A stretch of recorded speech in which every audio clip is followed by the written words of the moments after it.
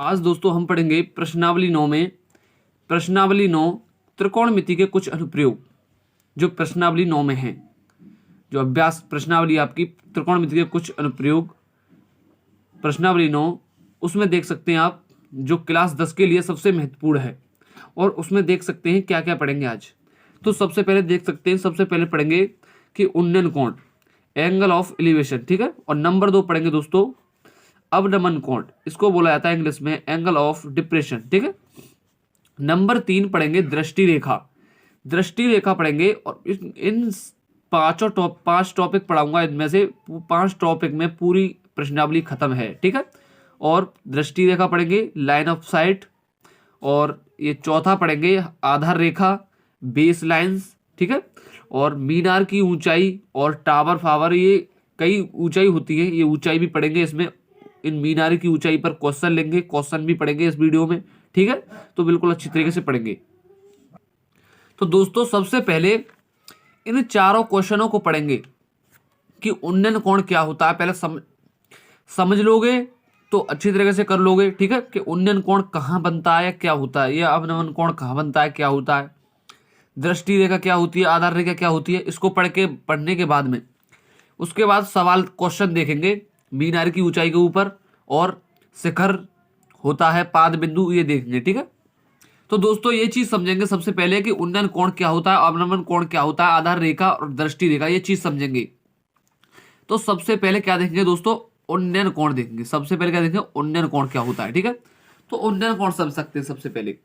जैसे इन सवालों में, मतलब ये जो है त्रिकोणमिति के कुछ अनुप्रयोग, ये प्रश्नावली है 9।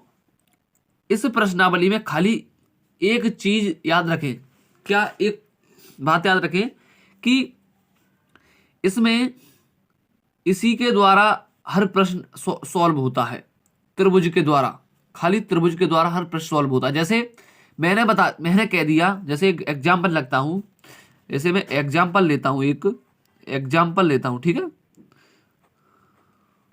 जैसे मैंने बताया था कि एक भवन है, एक भवन मान लिया 8 मीटर ऊंचा, 8 मीटर ऊंचा एक भवन खड़ा कर लिया, ठीक है, 8 मीटर ऊंचा, ठीक है। उसके बाद में वो कह रहा है, जब भवन 8 मीटर ऊंचा कह दिया उसने, तो भवन भी तो कोई आसमान पे तो होगा नहीं, भवन एक धरती पर ही होगा। तो धरती पर होगा, आधार पर होगा, तो ये हमने आधार बना लिया। जब हमने आधार बना लिया तो ये समझ लो त्रिभुज बन गया। जब इसके बाद यहाँ से ये रेखा खींचेगी तो त्रिभुज ही है बिल्कुल। तो या इसका मतलब कोई भी क्वेश्चन हो ये त्रिभुज के द्वारा होता है, ठीक है, त्रिभुज के द्वारा ही सॉल्व होता है। जैसे उन्नयन कोण समझ लीजिए, उन्नयन कोण, उन्नयन कोण कहता है कभी, जैसे क्वेश्चन में कह दे कि उन्नयन कोण 60 डिग्री दिया उसने, और अब हम उसका मतलब उसका मान कितना होगा, मतलब पूछ ले, तो इस प्रकार के क्वेश्चन में देख सकते उन्नयन कोण। पहले उन्नयन कोण देखें क्या होता है, कहाँ बनता है, ठीक है। तो उन्नयन कोण ये सीधा त्रिभुज बनाने में ये उन्नयन कोण बनता है यहाँ, ये उन्नयन कोण होता है, ये वाला ये उन्नयन कोण होता है, ठीक है। क्यों, कौन सा होता है ये दोस्तों, ये होता है उन्नयन कोण, ये होता है उन्नयन कोण। यहां लिख देता हूं दोस्तों, ये यहां लिख सकते हैं उन्नयन कोण, ठीक है, उन्नयन कोण। और इंग्लिश में लिख सकते हैं, चलो इंग्लिश में रहने दीजिए, ठीक है। तो इनको बिंदु भी मान लेते हैं, जैसे इसको ए मान लेते हैं, इसको बी मान लेते हैं, इसको सी मान लेते हैं, ये उन्नयन कोण होता है। और ये तो आप जानते हैं ये क्या होता है दोस्तों, समकोण होता है। ये क्या होता है, समकोण। और इसके सामने वाला ये क्या होता है दोस्तों, ये कर्ण होता है। और यहीं पर क्या होता है, एक चीज, एक दृष्टि रेखा।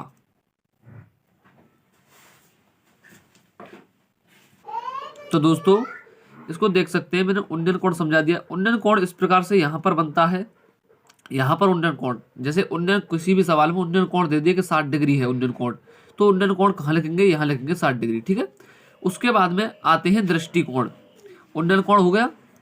अब अवनमन कोण देख लो, अवनमन कोण, तो अवनमन जस्ट इसका उल्टा होता है। जैसे मान लो कि ये उल्टा बना लो, जैसे ये त्रिभुज है सीधा, इस त्रिभुज को एक प्रकार से सीधा इस प्रकार से भी है और सीधा इस प्रकार से भी होता है। जैसे यहाँ से मैंने ये कर दिया, यहाँ से ये कर दिया, ठीक है। ये और ये बिल्कुल एक से है, ठीक है, बिल्कुल एक समान है, ठीक है। ये त्रिभुज सब एक ही है बिल्कुल, पर ये है कि इसका मुंह इधर है, इसका मुंह इधर है, ठीक है। और इसका कहाँ बनेगा, उन्नन कोण यहाँ बनेगा, ठीक है। ऐसे ही अब ये क्या है, ये उल्टा हो गया है, ये उल्टा है, ठीक है। तो जैसे ही इसको मैंने इसको क्या कर दिया, इसको ऊपर कर दिया, इसको नीचे, ठीक है, ठीक है। तो ये क्या होता है, अवनमन कोण। जैसे यहां से देखें तो यहां पर जी अवनमन कोण होता है, अवनमन कोण, ठीक है, अवनमन कोण।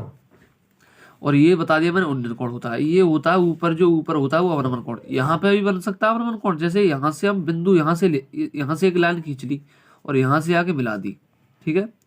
तो ये इस प्रकार का बन गया ना, बन गया इस प्रकार का, ये बन गया ना, बन गया पूरा, यहाँ से लेके यहाँ से और यहाँ तक ये पूरा एक बन गया, ठीक है। दो हो गए, एक ये एक ये। तो ये वाला तो इस प्रकार का है। जैसे अब इसका कहाँ बनेगा अवनमन कोण, ये अवनमन कोण माना जाएगा और ये उन्नन कोण माना जाएगा, ठीक है। ऐसे ही अब अवनमन कोण समझ गए, अवनमन कोण यहाँ बनता है, ठीक है। ये जो खड़ा हो जाए मतलब उल्टा, जैसे अवनमन कोण कह दे तो अवनमन कोण यहाँ से यहाँ खींच के लाइन और यहाँ से यहाँ लाइन खींचेंगे और यहाँ बन जाएगा अवनमन कोण, ठीक है। उसके बाद में अब देखेंगे आधार रेखा।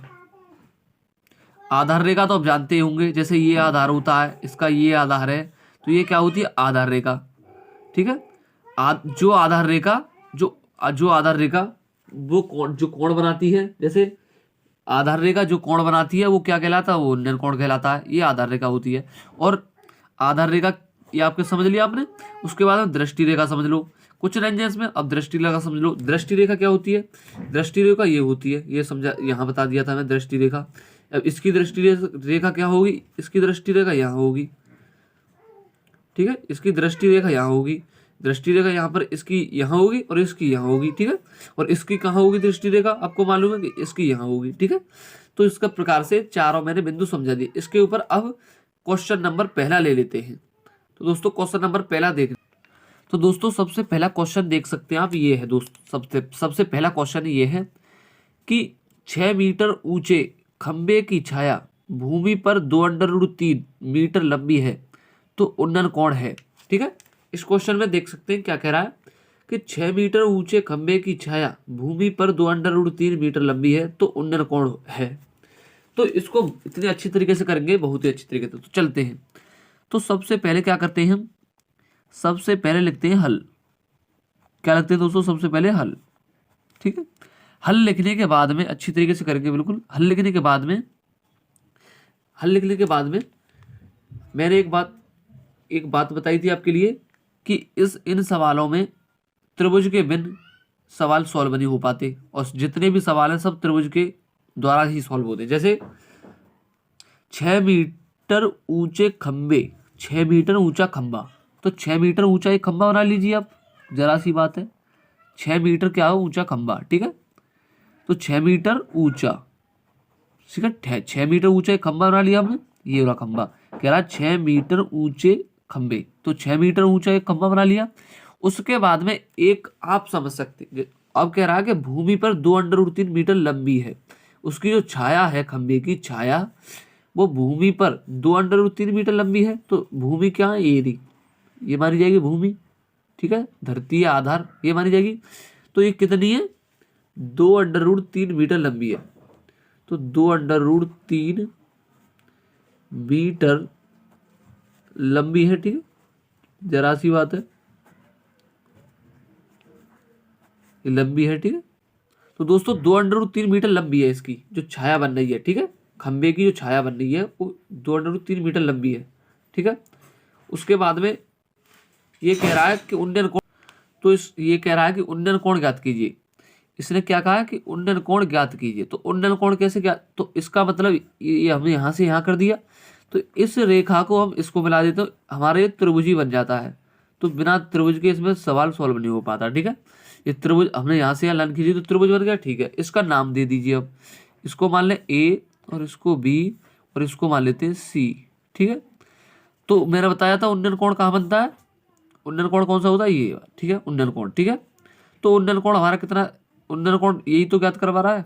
इसको हम उन्नन कोण को यही क्या माना जाता है, ये सी मान लिया हमने, ठीक है भाई। उन्नन कोण यहाँ बनता है, तो ये क्या है यहाँ पर, ये बिंदु क्या माना है, इसे सी, ठीक है, सी मान लिया।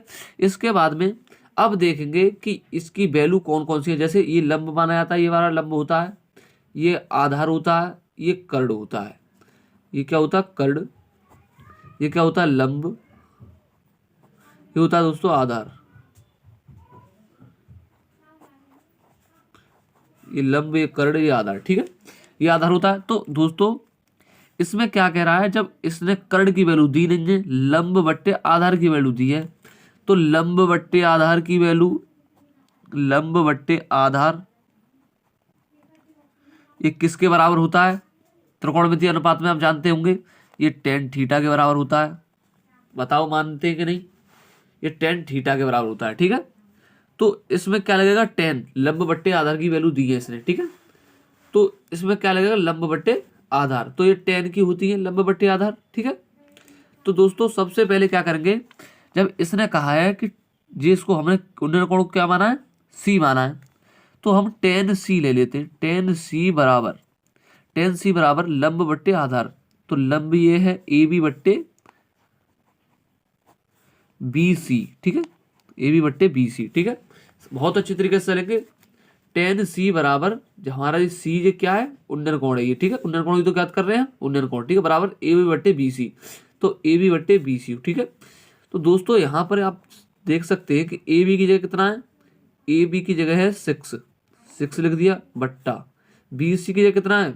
B और C की जगह 2√3, तो 2√3 लिख दिया।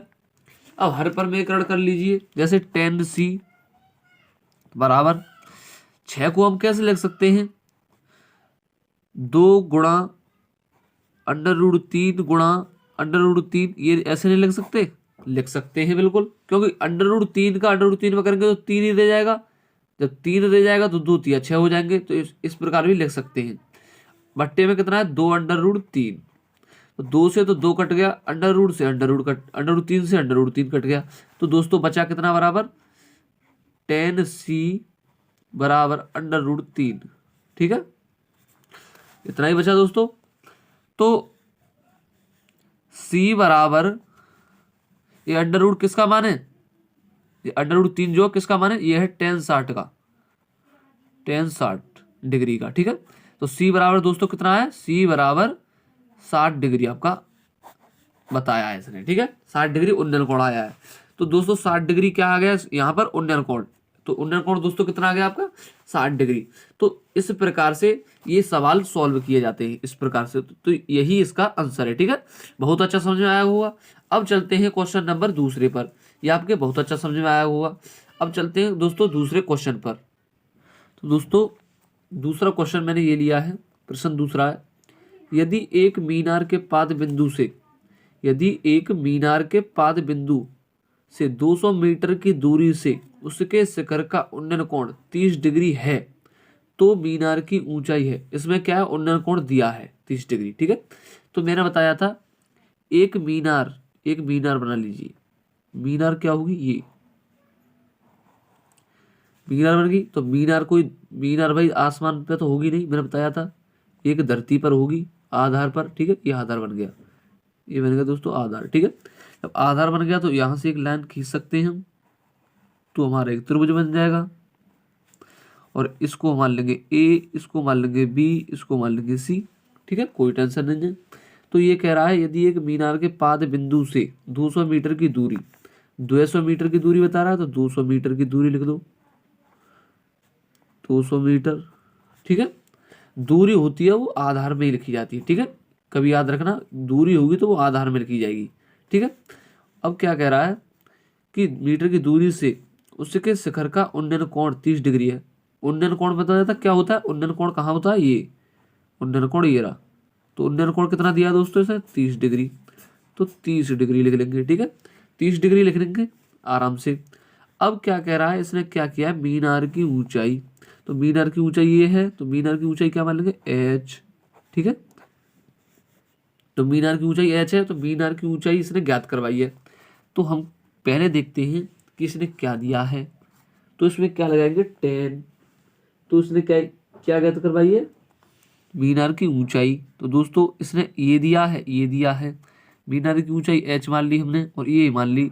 ठीक है, तो देख सकते हैं tan टेन थीटा बराबर क्या होता है दोस्तों, लंब बट्टे आधार होता है। तो दोस्तों टेन थीटा बराबर लंब की जगह देखो कितना है, ये लंब होता है मैं बताया था, ये आधार होता है, ये कर्ण होता है, ठीक है।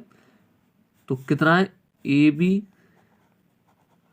लंब कितना है दोस्तों, लंब देख सकते हैं, लंब ये है तो ए बी, और आधार देख सकते हैं, आधार ये है तो बी सी, ए बी बट्टे बी सी हो गया, कोई बात नहीं है।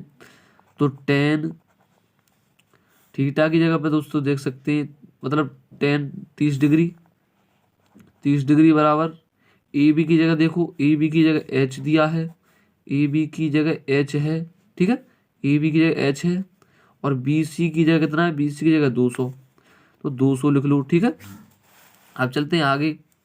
उसके बाद में टेन 30 का मान क्या होता है दोस्तों, तो दोस्तों टेन 30 का मान 1/√3 होता है, बराबर h/200, ठीक है। इसका इसमें गुणा कर दो कैंची का, तो कितना हो गया, √3 h बराबर करके लिख दो, इसका इसमें होगा तो √3 h हो गया, बराबर 200 का एक में करूँगा तो 200 हो गया, ठीक है। इसके बाद में h निकाल लेंगे हम इधर से, जब इधर से h निकाल लेंगे तो ऊपर 200 आ जाएगा, और बट्टे में √3 पहुंच जाएगा, ठीक है। तो दोस्तों h बराबर कितना आ गया, 200/√3, ठीक है। तो यही इसका दोस्तों, ये क्या है, मीनार की ऊंचाई। तो मीनार की ऊंचाई ज्ञात होगी आपकी। तो दोस्तों 2 सवाल मैंने आपके लिए समझा दिया और बहुत ही अच्छे से समझे होंगे। तो दोस्तों वीडियो अच्छी लगी हो तो चैनल को सब्सक्राइब जरूर करना, जरूर करना, क्योंकि मैं बहुत अच्छा पढ़ाता हूँ। मेरे चैनल को सब्सक्राइब जरूर करें और लाइक जरूर करें, ठीक है। और वीडियो अच्छी लगी हो तो कमेंट में ज़रूर बताएं कि हमको वीडियो अच्छी लगी है, ठीक है। और कोई भी गणित में कोई भी चैप्टर हल करवाना है, कोई भी क्वेश्चन हल करवाना है तो कमेंट में लिख करके भेज सकते हैं, ठीक है।